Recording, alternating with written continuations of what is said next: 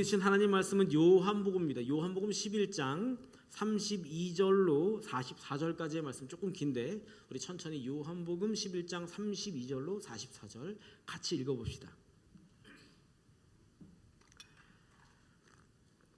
찾으셨으면 같이 읽을까요? 시작. 마리아가 예수 계신 곳에 가서 배웠고 그 발 앞에 엎드려 이르되 주께서 여기 계셨더라면 내 오라버니가 죽지 아니하였겠나이다 하더라. 예수께서 그가 우는 것과 또 함께 온 유대인들이 우는 것을 보시고 심령에 비통히 여기시고 불쌍히 여기사 이르시되 그를 어디 두었느냐 이르되 주여 와서 보옵소서 하니 예수께서 눈물을 흘리시더라. 이에 유대인들이 말하되 보라 그를 얼마나 사랑하셨는가 하며 그중 어떤 이는 말하되 맹인의 눈을 뜨게 한 이 사람이 그 사람은 죽지 않게 할 수 없었더냐 하더라. 이에 예수께서 다시 속으로 비통히 여기시며 무덤에 가시니 무덤이 굴이라 돌로 막았거늘 예수께서 이르시되 돌을 옮겨 놓으라 하시니 그 죽은 자의 누이 마르다가 이르되 주여 죽은 지가 나흘이 되었음에 벌써 냄새가 나나이다. 예수께서 이르시되 내 말이 네가 믿으면 하나님의 영광을 보리라 하지 아니하였느냐 하시니 돌을 옮겨 놓으니 예수께서 눈을 들어 우러러 보시고 이르시되 아버지여 내 말을 들으신 것을 감사하나이다. 항상 내 말을 들으시는 줄을 내가 알았나이다. 그러나 이 말씀하옵는 것은 둘러선 무리를 위함이니 곧 아버지께서 나를 보내신 것을 그들로 믿게 하려 함이니 이 말씀을 하시고 큰 소리로 나사로야 나오라 부르시니 죽은 자가 수족을 배로 동인 채로 나오는데 그 얼굴은 수건에 쌓였더라. 예수께서 이르시되 풀어놓아 다니게 하라 하시니라. 아멘. 한 주간 평안히 지내셨어요? 잘 지내셨습니까? 우리 옆 사람과 이렇게 인사합시다. 사랑함은 능력입니다. 시작. 사랑함은 능력입니다. 그죠? 이렇게 대답하는 겁니다. 아멘. 사랑의 능력을 경험합시다. 시작. 아멘. 사랑의 능력을 경험합시다. 오늘 내용이 좀 길어서 잔소리 그만하고 바로 본문으로 들어가야 됩니다. 오늘 본문에는 우리가 살면서 한 번쯤은, 아니 어쩌면 지금도 이쪽 한귀퉁이에다가 품고 있는 한마디가 담겨 있습니다. 그 말은 뭐냐면 본문에 나와요. 마리아가 예수님 발 앞에서 울면서 엎드려서 울면서 한 말입니다. 32절 같이 읽어볼까요? 시작.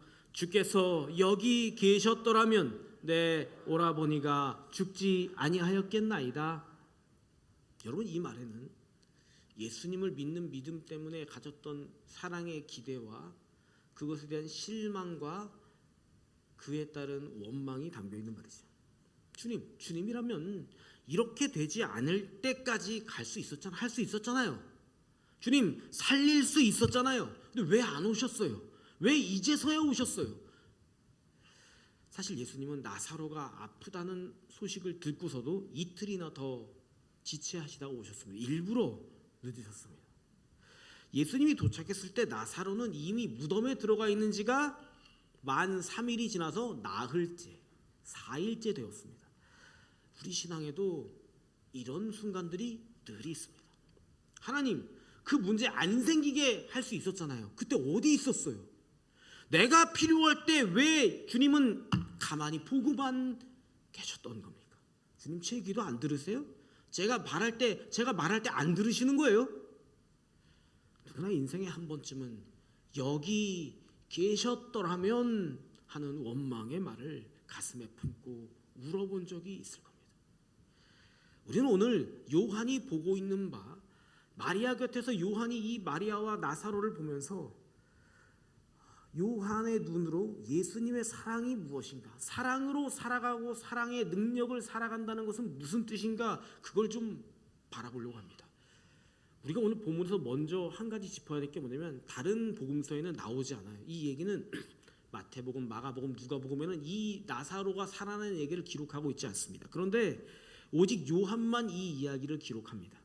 요한은 이 무덤 앞에서 자기 자신이 제자 요한이, 사랑의 제자 요한이 절대로 잊을 수 없는 예수님의 어떤 모습을 보았기 때문입니다. 그게 뭐냐? 결론부터 먼저 말씀드리자면 사랑의 능력이 어떤 모습으로 시작되는가, 어떻게 사랑의 능력으로 살게 되는가, 예수님의 삶 가운데서 이걸 봤어요. 그리고 우리에게 그걸 도전하는 겁니다. 우리 한번 같이 얘기를 나눠봅시다. 무덤 앞에 갔는데 예수님은 이상하게 행동하십니다. 여러분, 예수님이 나사로를 살릴 수 있을까요, 없을까요? 없다고요? 깜짝 놀란데. 아니, 지금 요한이 90살이 된 요한이 이 과거를 기억하는 거니까 요한은 알고 있어요. 예수님이 나사로를 살릴 거라는 걸 알고 있습니다, 이미. 그런데 적으면서 굳이 디테일하게 여러 가지 얘기를, 예수님의 여러 가지 이야기를 적습니다. 결론을 알고 있는 요한이 예수님께서 알고 계시면서도 슬퍼하였다는 내용을 굳이 적고 있어요. 아니, 뭐 다 해결될 거 아니에요? 어차피 죽었다가도 살아나면 끝나는 거 아니야? 아마 그래서 다른 공간복음 저자들은 크게 적지 않았나 봐요. 우리도 그런 거죠. 야, 마리아야, 울지 마. 뭘 울어? 내가 살릴 건데. 금방 짠 하고 살리면 되잖아. 살아, 나와.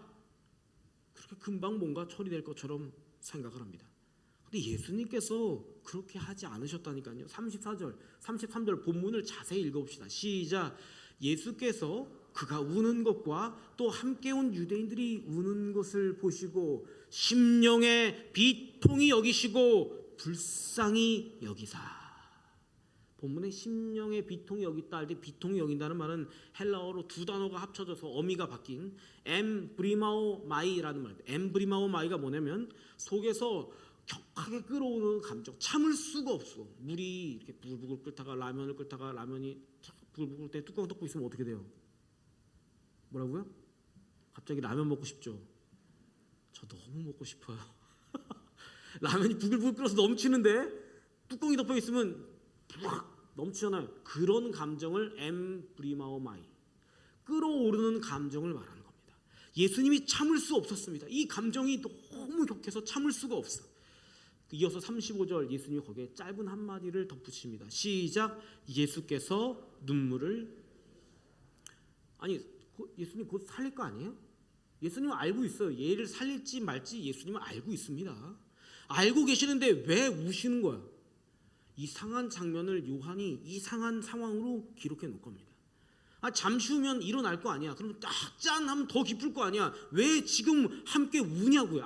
사람들이 슬퍼하는 거 오케이, 너희들이 슬퍼하는 거 오케이. 근데 왜 예수님도 여기서 슬퍼하는 걸까요? 옆에 있던 사람들이 예수님의 이 우시는 모습을 보면서 두 갈래로 갈립니다.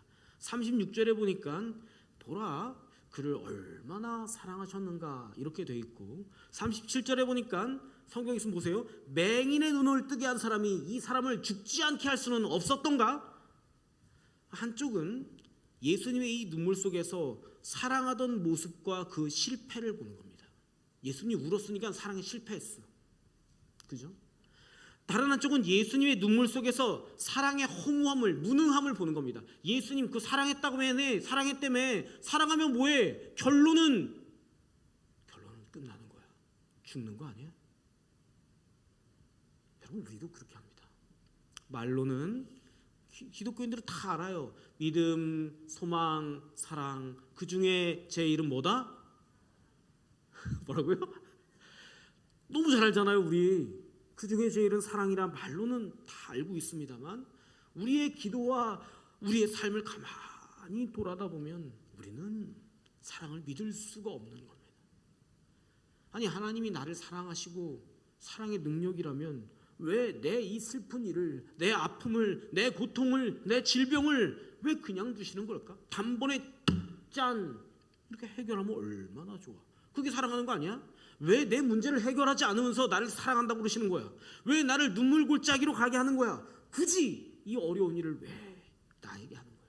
나를 미워하시는 거 아니야? 나를 사랑하지 않는 거 아니야? 우리는 늘 이 모순 가운데 괴로워합니다. 흔들립니다. 예수님께서 이렇게 우시는 것은 능력이 없어서가 아닌 거죠. 여러분, 이것이, 울고 있는 이것이, 같이 우는 것이 사랑이기 때문입니다. 예수님은 지금 사랑을 하시고 계시는 겁니다. 우리가 먼저 사랑의 능력을 경험하며 살기 위해서는 먼저 사랑을 해야 합니다. 해결을 하라는 게 아니고 사랑을 해야 하는 겁니다.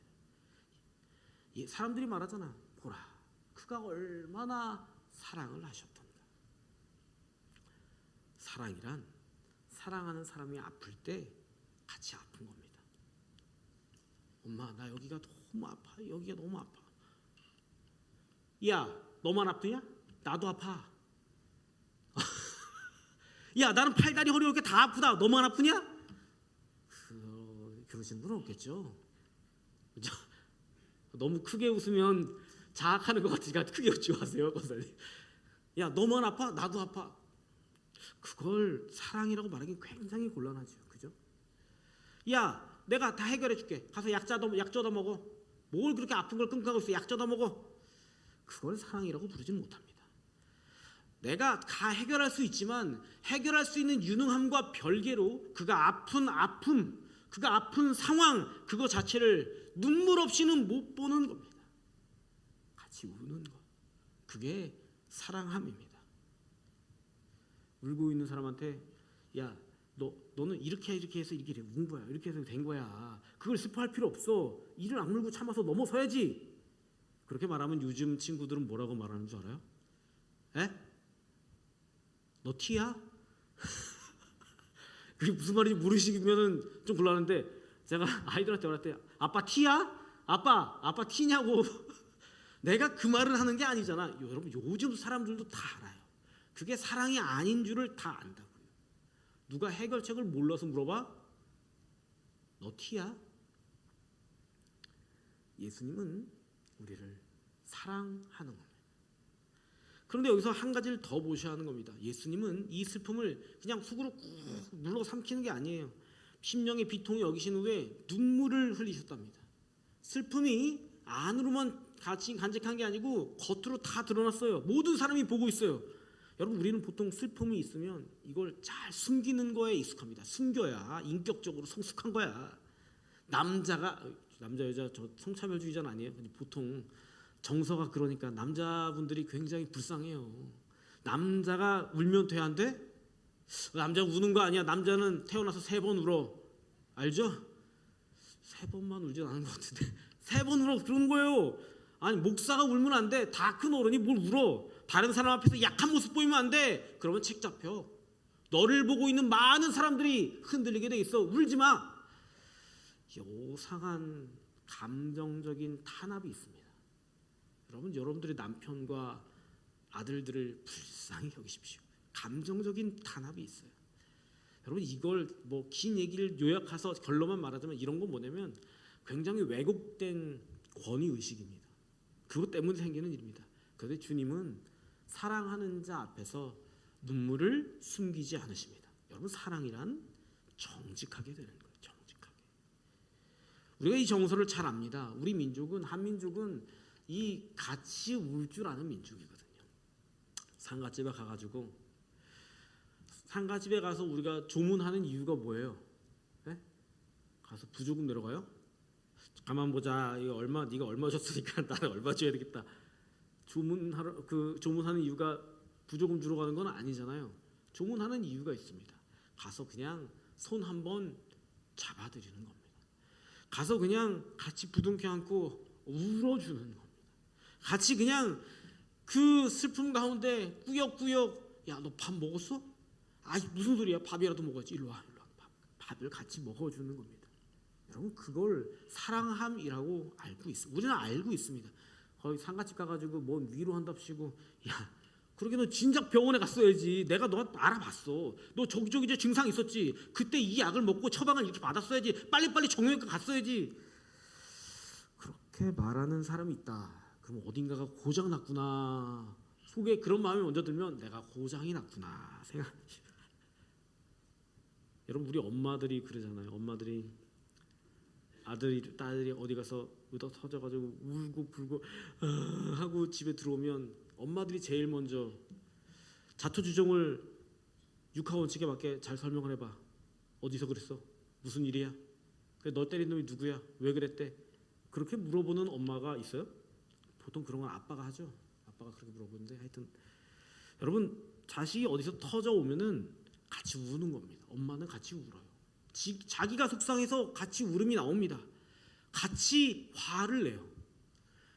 이게 누가 옳은지 그른지를 말하는 게 아니잖아. 같이 그냥 승이 납니다. 같이 화가 나요. 또 같이 그놈 자식 그냥 내가 그럴 줄 아주 그냥 그런 식이 그냥 같이 뒷담화를 해줘요. 그게 사랑하는 거 아니에요? 예수님이 그렇게 하고 계시는 겁니다. 예수님은 우리의 슬픔을 멀리서 야 거기 무덤가까지 뭐하러 가냐 그냥 여기서 하자 그러시지 않았습니다.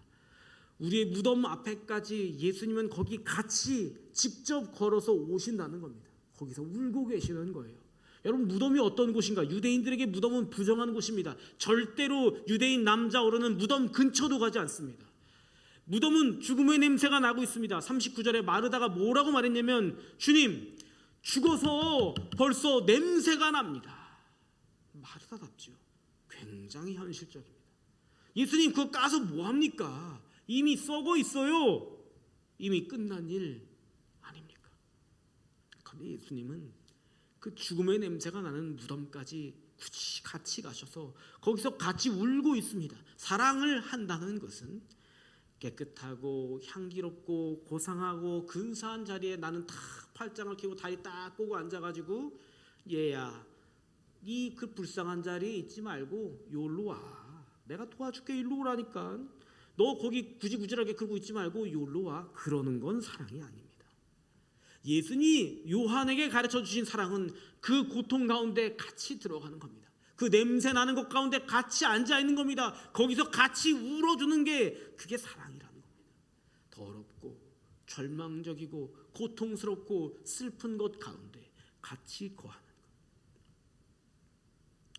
여기서 우리가 지난주의 말씀을 상기해야 되는데 기억할 수 있기 바랍니다. 예수님이 요한이 자기 자신을 뭐라고 불렀어요? 무슨 제자? 아니 한 3명 알아요? 어떻게 예수님이 자기를 뭐라고 불렀어요? 주께서 사랑하시던 그 제자. 자기가 사랑받은 사람이라고 표현했습니다. 근데 여러분 요한복음 전체에서 딱 2사람만 예수님이 사랑하시던 자라고 표현이 나옵니다. 요한하고 또 한 명 누굴까요?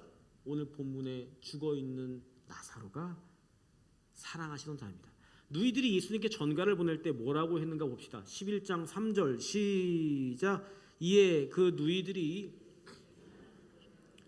주여 보시옵소서 사랑하시는 자가 병들었나이다 하니 이름도 될 필요가 없어요. 사랑하시던 자 하면 예수님은 금방 누구인지 안다는 거예요. 요한복음에서 예수님의 사랑을 받는 사람으로 지목된 2사람, 그 중에 하나가 요한 자신이었는데 또 하나가 누구냐면 지금 어디 있냐면 무덤 속에 죽어 누워있는 저 나사로가 사랑받았던 자라는 겁니다. 요한은 지금 자기 자신과 저 나사로를 동일시하고 있어요. 사랑받는 자라고 해서 무덤을 비켜간다? 아니라는 겁니다. 사랑받는 자라고 해서 고난이 없다? 아니라는 겁니다. 질병이 없다? 그렇지 않아요. 슬픔이 없느냐? 괴로움이 없느냐? 자기가 인생을 살면서 안타까운 일은 한 번도 없었느냐? 내 원하는 대로 다 되었느냐? 그렇지 않았다는 겁니다.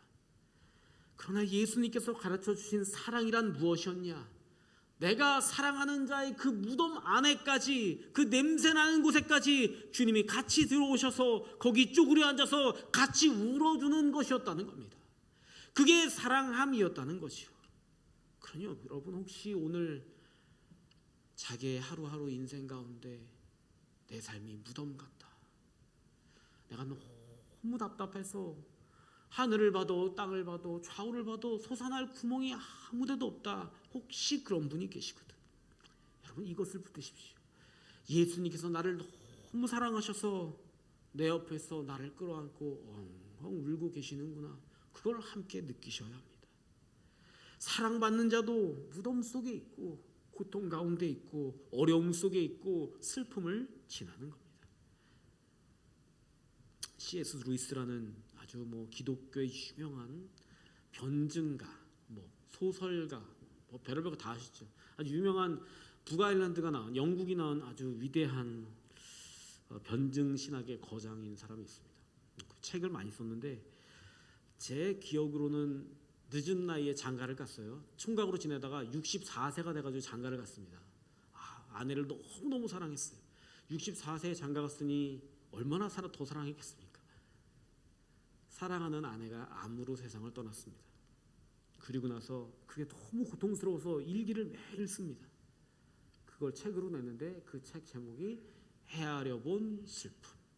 자기 슬픔을 세어본다는 거예요. 그 책에 보면 C.S. 루이스가 하나님께 막 따지는, 막 분노하는 신학자인데, 신학자예요. 성공의 신학자. 굉장히 신실한 사람, 영성가.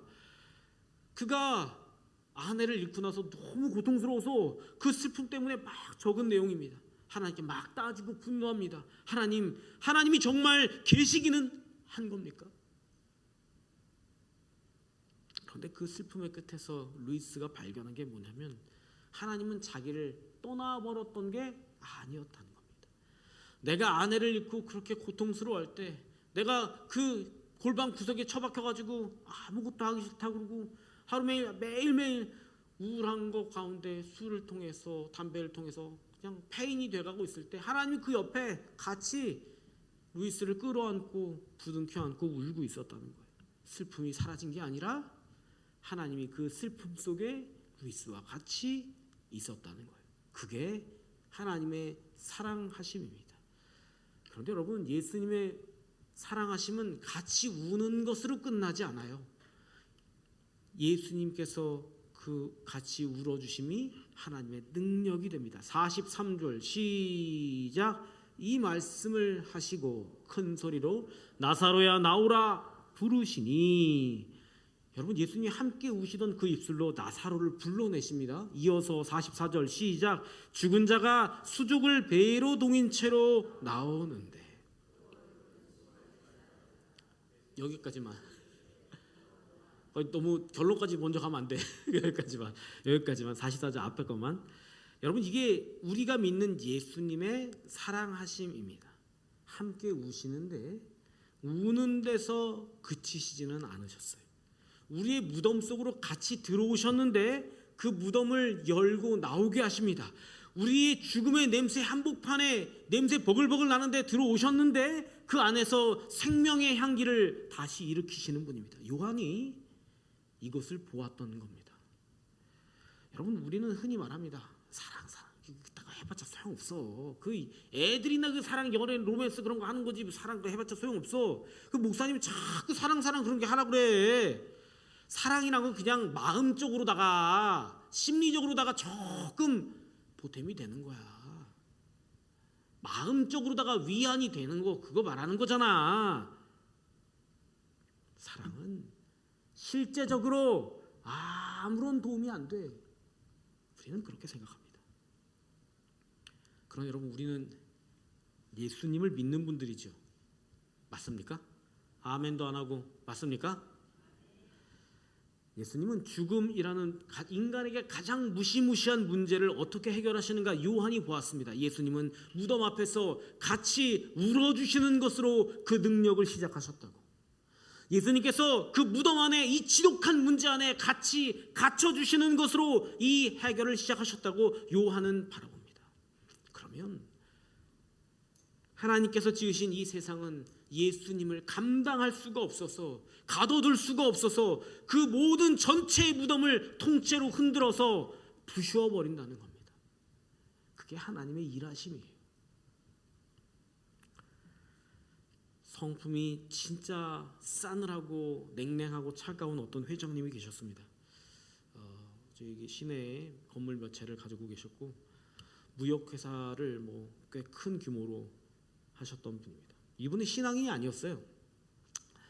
심지어 이 신앙인이 아닌데 얼마나 차가우신가, 그 아내 되시는 분을도 믿지 않아. 자기 아내도 믿지 않는데 자기는 그걸 자랑을 하시더라고요. 되게 어색했는데 저는 주변 사람들이 그 회장님을 독종으로 불렀습니다. 독종이라고. 독종이야. 그랬습니다. 근데 이 회장님에게는 아주 귀한 사람이 한 명 있었습니다. 전 지구상에 굳이 따지면 3명, 그 중에 하나만 고르면 1명 있었습니다. 눈에 넣어도 아프지 않는 사람. 누구게요? 자식이 아니고 며느리였습니다. 며느리. 왜냐면 그 외아드님이 계셨는데 비행기 사고로 먼저 갔어요. 아들 딸 이렇게 있는데 먼저 갔어요. 그래서 며느리가 남겨진 두 손자 손녀를 믿음으로 성실히 기르고 있었거든요. 며느리는 이제 그 교회 집사님이었는데 시아버지가 이것도 해주겠다 저것도 해주겠다 말해도 다 마다하고 남편이랑 살았던 그 낡은 아주 허름하고 작은 아파트에서 근근히 아르바이트 하시면서 일하시면서 살고 계셨습니다. 근데 회장님이 이제 편의점 아르바이트를 하시니까 회장님이 어떻게 하시느냐, 대단한 분이시죠. 그분도 회장님이 며느리들가 너무 안타까우니까 어떻게 하시느냐, 그 편의점을 사버립니다. 일하는 편의점을 사버렸어. 어느 날 보니까 주인이 시아버지로 바뀌어 있어. 그래서 또 옮겨갑니다. 다른 직장으로 또 일을 합니다. 무슨 뭐 물상 같은 데서 무슨 영업하는 막 그런 텔레마케팅 비스무리한 그런 걸 막 하는 그런 일을 하십니다. 너무 고생하셔요. 그랬더니 회장님이 이번에 어떻게 하시냐, 그 회사의 채권을 빚을 다 자기가 사. 그래갖고 채권자가 돼가지고 사장님이 그 회장님만 오면 그러는 분이었습니다. 그렇게 차가운 양반. 며느리께서 아침 새벽기도 끝나고 가셔가지고 종일 일하시고 밤늦게 오시고 그걸 반복하셨는데, 그 중에도 힘든 삶을 쪼개서 그 교회에 노숙자와 신학생 밥을 이렇게 해주는 공동체가 있어요. 거기에 가서 봉사를 하셨는데, 회장님이 교회는 평생 한 번도 가지 않아, 발꼬락도 안 넣는 사람이에요. 그 양반은 교회라면 아주 환멸합니다. 내가 예수 믿는 것들 이런 분이에요. 그런데 며느리가 그 교회 봉사 그 부서에서 막 봉사를 하니까 거기다가 후원을 합니다. 몰래 익명으로 막 갑자기 몇백만 원씩 막 들어와요. 깜짝 놀라요. 그러면 후원을 하는 거예요. 그분이. 우리는 다 알아. 며느리만 몰라. 우리는 다 알아. 회장님이 자기가 사랑하고 있는 사람이 사는 그 세계를 통째로 사버리고 싶은 마음이 느껴지세요? 이러더라니까요. 예수님 안 믿는 분이었습니다. 마음이 차가운 분이었어요. 근데 우리 하나님은 그 회장님하고는 비교할 수가 없는 분 아닙니까? 하나님은 뜨거운 가슴으로 여러분들을 보십니다. 하나님께서 하나님을 신뢰하고 있는 우리 중 누군가, 은혜의 서북교회의 누군 한 명만이라도 하나님의 사랑으로 살기로 작정을 했다면, 내가 그를 사랑하여 그의 모든 문제와 모든 아픔과 그가 살고 있는 모든 상황까지, 심지어 그게 죽음의 공포라고 할지라도 들어서 통째로 바꾸어 버리시는 분, 그분이 하나님이시고, 그런 삶이 사랑의 능력으로 살아가는 이 인생이 되는 것입니다. 여러분 믿습니까? 이게 믿어져요? 아무도 아니구나. 나 혼자만. 한 명만. 예수님 때문에 그 무덤은 생명의 잔치가 열리는 것처럼, 여러분들 한 명이 내 가정에 계시는 것 때문에 여러분들의 남편은 변화되고, 여러분의 시어머니 시아버지가 저런 사람 며느리가 있구나 그렇게 되고, 여러분의 자녀들이 우리 엄마 아빠만 보면 내가 가슴이 떨려. 그런 일이 일어나지 않을 것 같지만 그렇게 되는 거죠. 근데 여러분, 예수님 여기서 한 가지를 더 말씀하세요. 44절 하반절 드디어 읽어봅시다. 시작. 풀어놓아 다니게. 살아난 나사로가 살아났는데 여전히 배로 수위에 칭칭 감겨 있어요. 죽음에서 나오긴 했는데 아직도 죽음의 천에 묶여 있어요.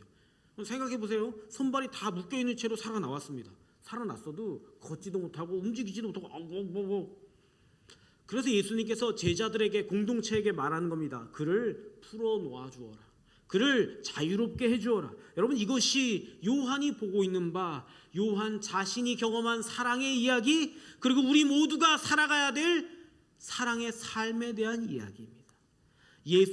우리도 여러분 예수님의 사랑으로 말미암아서 죽음에서 생명으로 불려 나왔어요. 그런데요, 살아났다고 말하는데 여전히 묶여 있을 때가 많습니다.